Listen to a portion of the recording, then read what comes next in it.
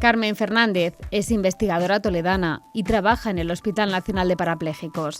Es una de las beneficiarias del programa de recuperación del talento joven puesto en marcha por la Junta de Comunidades y acaba de recibir $500.000 de financiación para su proyecto Metabolep a través de la Fundación Francisco Luzón y la Caixa.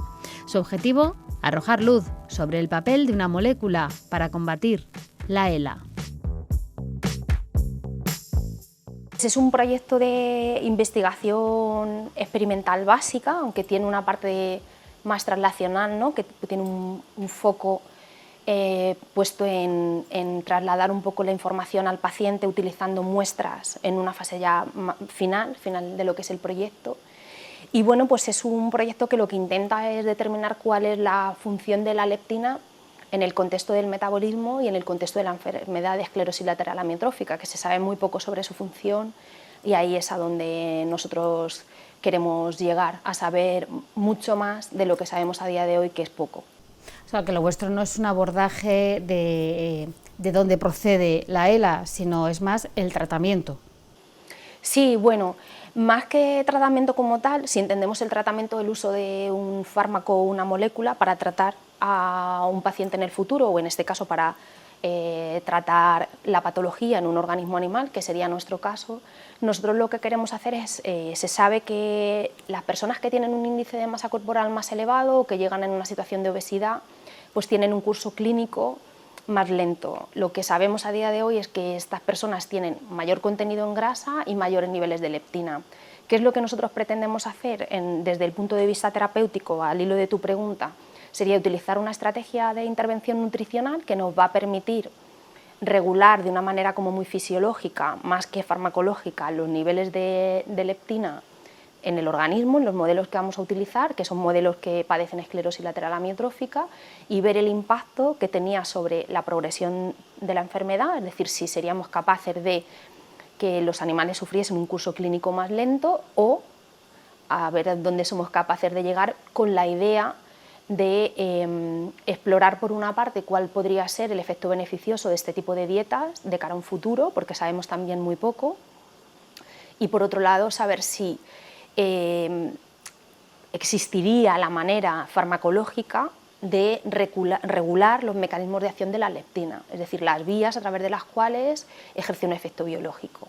Entonces, la leptina es una molécula que está presente en nuestro organismo, ¿no? Exactamente. La leptina es una hormona que producimos todos los organismos, bueno, tanto los organismos animales como nosotros, la produce el tejido adiposo de manera natural, y sabemos que está alterada en los pacientes que padecen esta enfermedad porque tienen una situación metabólica, padecen un metabolismo acelerado, una situación hipermetabólica, de tal manera que tienen desregulado lo que tanto la producción de adipocitoquinas, como es el caso de la leptina, que es una de ellas, como todo el contexto metabólico derivado de la alteración de este tipo de hormonas. ¿Y esa aceleración del metabolismo que produce la leptina es provocado por la enfermedad o ese hipermetabolismo lo provoca?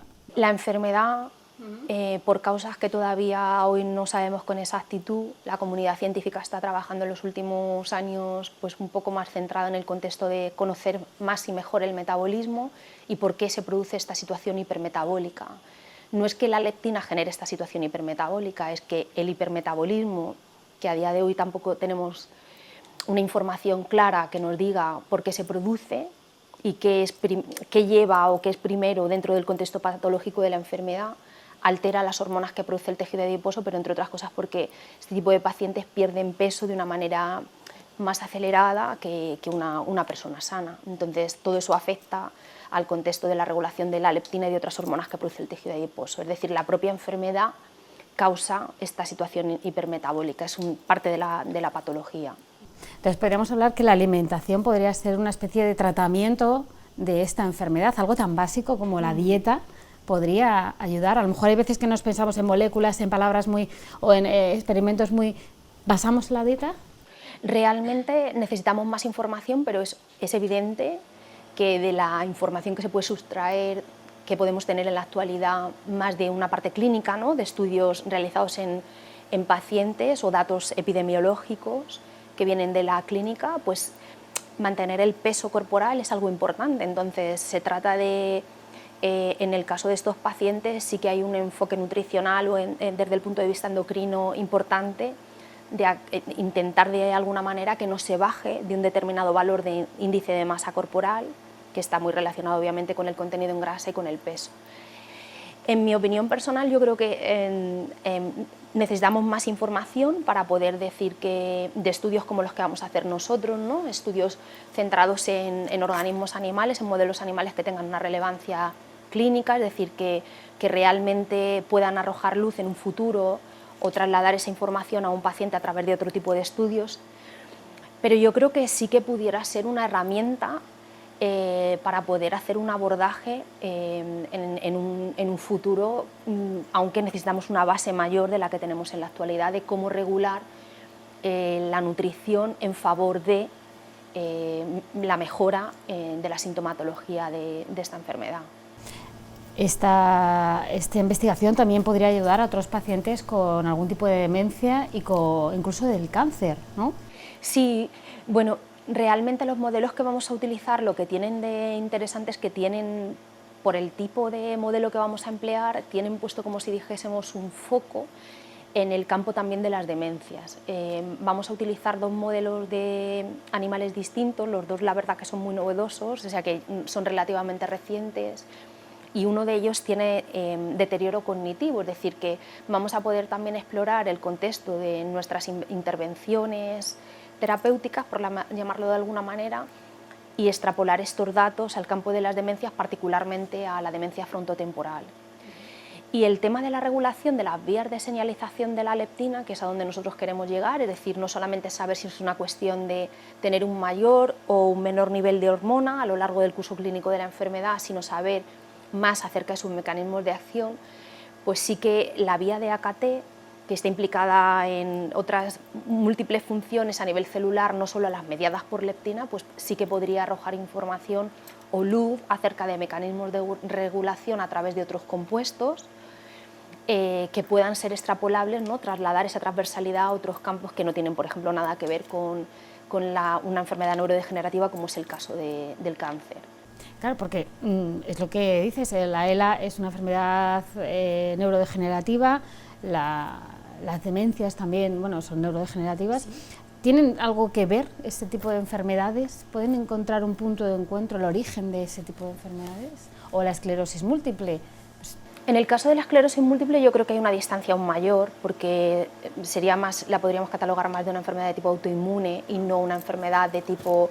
En el caso de las neurodegenerativas, más de la rama de las demencias o la esclerosis lateral amiotrófica, sí que tienen un punto en común. De hecho, se habla de un espectro que sería demencia frontotemporal, ELA, es decir, hay pacientes que también tienen deterioro cognitivo, no es en la mayor parte de ellos, no sé exactamente el porcentaje, tampoco quiero dar información errónea, pero hay un grupo de pacientes que cursa como con una doble...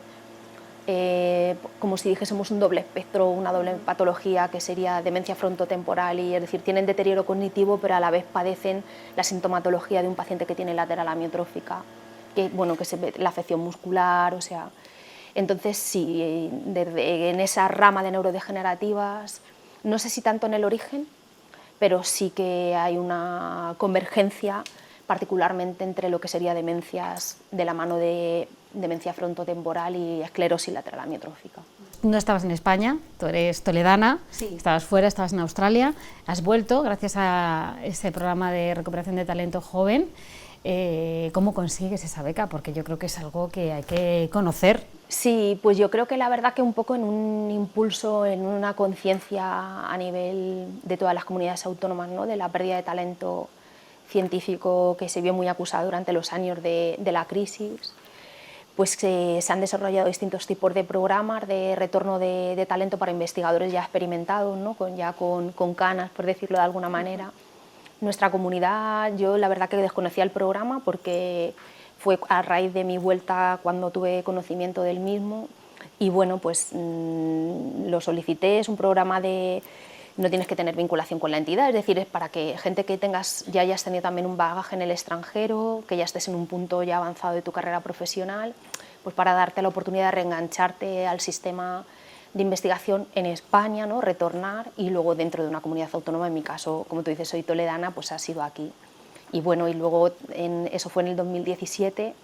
En el 2018 ya me dieron un proyecto de investigación con el que he podido abrir mi línea de investigación en lateral amiotrófica aquí en el centro. Y bueno, pues ahora a través de este programa de investigación en salud de la Caixa y Fundación Luzón, bueno, pues ya un proyecto de envergadura con el que poder de alguna manera tener un buen sponsor que me permita la consolidación de la línea dentro del centro, si es que soy capaz de, dentro de nuestro sistema que es muy competitivo y complicado, pues estabilizarme y poder que esta línea perdure en el tiempo más allá de los 3 años que dura el proyecto de investigación de Metabolep. Porque son 3 años con una financiación de 1 millón de euros. Medio millón de euros. Sí. Sí, es un proyecto, la modalidad de Metabolep es un proyecto de investigación coordinado. Entonces, la mayor parte de la investigación obviamente se va a desarrollar aquí en España. Yo soy coordinador de todos los distintos investigadores o IPs que vienen de las distintas entidades. La Universidad de San Pablo CEU es miembro de este consorcio y de mi equipo de investigación, al igual que el King's College of London y la Universidad de Tasmania, el centro donde yo estuve trabajando durante estos casi 4 años, hasta verano casi de 2016, y con los que sigo trabajando. Sí, tengo una posición como miembro académico honorario, mantengo esa vinculación, y a través de Metabolep pues está este lazo también que yo creo que es muy importante porque ellos son un centro especializado en demencias. Entonces yo creo que es muy interesante de cara a futuras colaboraciones o pensando un poco también en la proyección futura de los resultados que consigamos obtener con Metabolep. Conseguir esta beca no es fácil, son muchos y tú la has conseguido. ¿Qué he tenido especial? ¿Qué hizo que se decantaran por tu proyecto? La verdad que yo creo que el proyecto tiene mucha calidad, ¿no? porque es un proyecto que es muy arriesgado. O sea, este tipo de convocatorias no es una beca, es un proyecto de investigación, tienes que presentar una propuesta muy disruptiva, algo obviamente una idea novedosa, un concepto del que se sepa poco, que seas capaz de llevarlo, ¿no?, a un punto. Ese es el riesgo, ¿no?, que tiene nuestra propuesta, que es muy novedosa porque se sabe muy poco, muy arriesgada porque al saberse tan poco de lo que nosotros queremos abordar, pues pero el retorno, ¿no?, es decir, la ganancia, pues puede ser muy grande, ¿no? Entonces yo creo que es una propuesta que ha quedado muy consolidada desde el punto de vista de la multidisciplinariedad de la gente que va a participar en ella, es decir, que es un abordaje que pasa desde un estado muy nutricional a explorar conceptos relacionados con plasticidad sináptica, a un punto ya más de clínica, ¿no?, con un enfoque final ya más dirigido a buscar dianas y validar en muestras de pacientes humanos y en tejido post-mortem. Entonces, yo creo que es la mezcla de un equipo de gente muy consolidada, con muchísima más experiencia que yo, que arropa de alguna manera, ¿no?, esta idea que no viene de ahora, ¿no?, viene ya de los estudios y de las líneas que habría en Australia. Y luego una idea, pues eso, pues un concepto disruptivo, con riesgo, pero que también tiene la opción de darnos mucho, ¿no?, porque se sabe muy poco. ¿Sientes la presión a lo mejor de que tienes que encontrar, tienes que llenarte de paciencia porque es una enfermedad muy, desgraciadamente, pues que afecta y tiene muy poco recorrido para los pacientes? ¿Tienes un poco de presión, un poco de...? Fíjate, yo creo que al conocer, como tú bien dices, la patología desde el punto de vista ya no científico sino humano, o sea, saber qué es esta enfermedad, la dureza de la misma, lo que tiene que ser afrontar un diagnóstico, el haber trabajado también en centros, he tenido la suerte de trabajar en centros que combinan, ¿no?, la parte básica con clínica, con lo cual estás en contacto con el paciente de manera constante, ¿no?, que ayuda también en aquellos momentos difíciles a darte cuenta de por qué y para qué estás. Y no lo digo en plan demagógico, lo digo porque realmente lo pienso y lo siento así.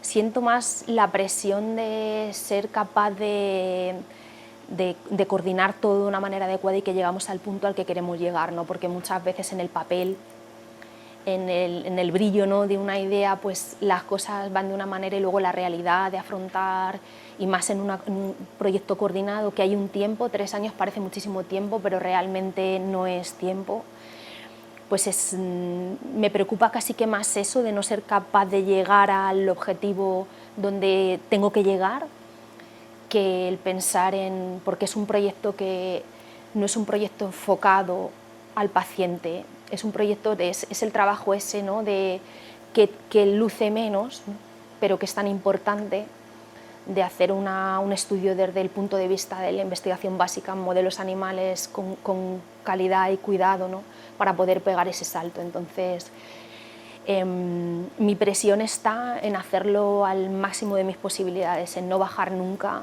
de ese 10, ¿no?, que está puesta mi línea, aunque haya momentos difíciles. Son 3 años de investigación básica. ¿Después qué? ¿Habrá ensayos clínicos? ¿Qué ves más allá de esos 3 años? Bueno, de entrada, para las personas que trabajamos en el campo, o sea, el solicitar financiación para abrir vías es constante, o sea que yo, Metabolep es una fuente de financiación, pero en la actualidad sigo solicitando financiación a otras entidades, no solo por ampliar otro tipo de parte de lo que es mi línea de investigación, que hay una parte farmacológica centrada en el uso de lectina como terapia que ya abordé en Australia y previamente aquí, durante mi primera etapa como investigador postdoctoral junior, que tengo que seguir y seguir buscando financiación para financiar mi propia situación, ¿no?, mi propia situación dentro del centro, en este caso aquí. Mi proyección está, o sea, estos son 3 años, llegar al punto que hemos propuesto en el proyecto, y luego creo que tiene que haber una fase con la luz que arroje el proyecto, que recojan otro tipo de investigadores que a lo mejor se centren en aspectos más clínicos, o sea, no es algo que vaya a cogerse y ya pase directamente al paciente, habrá que hacer otros controles de calidad y otro tipo de estudios ya mucho más dirigidos y más de clínica, para que esto en algún momento, el tema de cómo afecta el metabolismo, cuál es la función de lectina a nivel metabólico en el contexto de esta patología, pueda llegar algún día al paciente, pero desafortunadamente hay un timing, es decir, lo que tú decías, ¿no?, la enfermedad cursa a una velocidad rapidísima dentro de lo que son las enfermedades neurodegenerativas, y nosotros no podemos acelerar el curso, ¿no?, de los tipos de estudios que realizamos. También para los investigadores esta temporalidad de los proyectos es un poco de inestabilidad laboral de tu vida en general. Sí, bueno, yo siempre digo que hay tan buenos investigadores en España, que se destina tan poco y hay tanto talento, que al final es una cuestión de hay poco para muchos. Pero sí que es verdad que el timing del proyecto, o sea, 3 años es un proyecto ya de dimensiones, ¿no?, porque hay proyectos incluso para hacer pruebas de concepto de 1 año, pero en el caso de personas que estén como yo, que todavía no tengan una posición permanente, pues sí que te hace, ¿no?, incrementa el riesgo desde tu punto de vista, ¿no?, el estrés ese de tener que seguir, ¿no?, de ser capaz de coordinar estudios de esta magnitud a lo largo de este tiempo, a la vez que intentas reducir ese riesgo e inestabilidad derivado de tu propia situación de contrato, de situación de permanencia en los centros de investigación. ¿Se valora más a los investigadores españoles fuera de España? Yo siempre digo, hace no mucho me hicieron una pregunta parecida, y yo creo que somos personas muy preparadas, en mi experiencia, ¿no?, que también he podido tocar más la parte docente, ¿no?, en el centro en el que he estado fuera, pues yo francamente creo que aquí la calidad de las personas que terminan en las universidades pues es muy buena. A nivel de tesis doctorales, pues muy cualificados, y yo sí que creo que se nos valora porque tenemos esa mezcla junto con que somos personas trabajadoras, ¿no? Entonces vas fuera con la idea de poder completar tu formación para luego traerte toda esa experiencia a tu país, ¿no?, que realmente es donde al final somos personas y todo el mundo tenemos situaciones personales, y al final siempre uno pues quieres volver, ¿no? Entonces yo creo que sí que se nos valora muy, en mi experiencia, la gente que he visto, que he coincidido con españoles allí, yo creo que sí que nos tienen en estima, ¿no? Porque es personal cualificado y trabajador, o sea que... ¿Crees que aquí en estos laboratorios se encontrará en algún momento, hay esperanza de que se encontrará la cura, a lo mejor la cura contra la ELA no, pero a lo mejor un tratamiento que la cronifique, a lo mejor? ¿Lo veis capaz, lo veis posible? Yo es que soy una persona que tengo un nivel de autoexigencia elevado. Mi meta está en llegar al máximo y en llegar ahí, o sea, yo no sé si saldrá de aquí o los datos que arrojen las investigaciones que yo realice con mi equipo sirvan para dar luz, para que otro lo retome y llegar a ese punto. Pero realmente, por ejemplo, nosotros durante el tiempo que estuve aquí, en mi primera etapa como investigador postdoctoral, ya nosotros describimos un nuevo uso de la leptina en un tema que no tenía nada que ver, ¿no? Como era el tratamiento del dolor neuropático o en una situación de lesión medular, que es una condición traumática que nada tiene que ver con el campo, por ejemplo, de las demencias o la lateral amiotrófica. Entonces yo sí que creo en el potencial de poder llegar a datos que permitan pensar en algo ya más serio, tipo pensar en un tratamiento o en un abordaje que permita llegar no a curar, pero sí a cambiar porque es muy aventurado no decir, a cambiar lo que es el curso clínico. No sé si será aquí o nosotros ayudaremos a que sea en otro centro, pero ese es el punto, sí.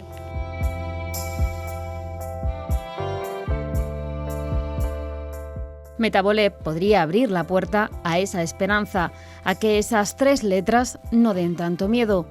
Todo lo que en estos laboratorios se estudia e investiga tiene una crucial importancia para todos. Y es que sin ellos, sin los investigadores, no hay investigación, ni puertas que abrir, ni esperanza para tratar o curar enfermedades tan devastadoras como la esclerosis lateral amiotrófica.